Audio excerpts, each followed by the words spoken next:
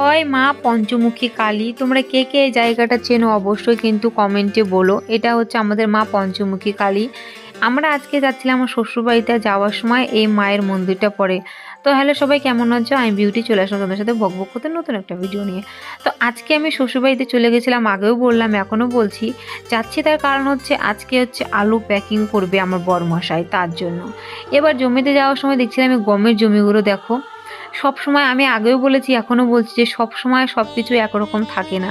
তো এখানে এসেছিলাম শাক তুলতে। এবার দেখো আমি বাড়ির পাশেই তো এত সুন্দর শাক পাওয়া যায়, তোমরা অনেক রকমেরই শাক পাবে। তো এই শাকটা আমার কাছে খেতে খুবই ভালো লাগে, তা আমি শাক তুলে নিচ্ছিলাম। এতটা হয়েছে একটা জায়গাতেই যে আমাকে আর কোথাও যেতে হবে না, এক জায়গায় বসি আমার অনেকগুলো তোলা হয়ে যাবে। তো দেখো আমার শাকতে তুলতে তুলতে তুলতে এবার আমি যাচ্ছি আমার বরের কাছে, আর গিয়ে দেখছি দেখো আলুর বস্তা, মানে এখানে লোক ছিল অনেক, ওরা আলু তুলে বস্তা ভরে এবার আমার বর হচ্ছে প্যাকিং করে সেলাই করছে। তো প্রত্যেকটা বস্তাতে ওজন করে করে রেখে দিয়েছে।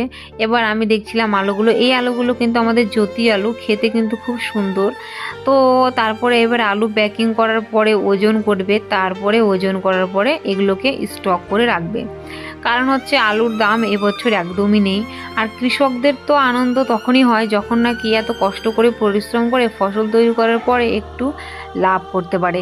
কিন্তু এবারটা একদমই হচ্ছে না, কারণ হচ্ছে আলুর দামই নেই, অনেক ফসলেরই খুব কষ্ট কৃষকের। তারপরে হচ্ছে তোমার অনেক চিন্তা ভাবনার ব্যাপার।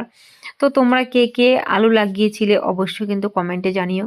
তারপরে কি, আমার তো কোনো কাজ নেই, তো আমার শাশুড়ি মা বললো কি যে এই জায়গাটা তুমি একটু আলু পাশে ছোট্ট অল্প একটু পেঁয়াজ লাগিয়েছে, তো উঠাতে বললো। তা আমিও ঝটপট করে পেঁয়াজগুলো উঠিয়ে নিচ্ছি একটা একটা করে। আর আমার তুলতে ভালোই লাগছে, ছোট ছোট হয়েছে। তো আমি একটা একটা করে তুলছি, তুলে নিয়ে এবার হচ্ছে আমি চুপচাপ করে কি বসে থাকবো। তারপরে আমি পেঁয়াজগুলো তুলে নিয়ে এবার আমি রেখে দিচ্ছি। তো দেখো আমার এতটুকু তোলা হলো, এই পরিমাণে এতটুকুই হয়েছে। এবার আমি আমার ও শাশুড়িকে দেখো ওই যে ভুট্টার জমিতে ঘাস কাটছে, আর এখানে আমি পেঁয়াজ তুলছি। তো লাইফের ফার্স্ট টাইম আজকে আমি নিজের হাতে পেঁয়াজ তুলছি। আর আমি তুলবো কি, মানে একটা উঠাচ্ছি তো দুবার আমি ভাবছি যে মানে থেকে যাচ্ছে মাটির নিচে, জানি না কি এরকম হয় কি কারোর সাথে। আমার সাথে প্রথমবারই হচ্ছে, কিন্তু একটা তুলছি আর একটা এরকম থেকে যাচ্ছে।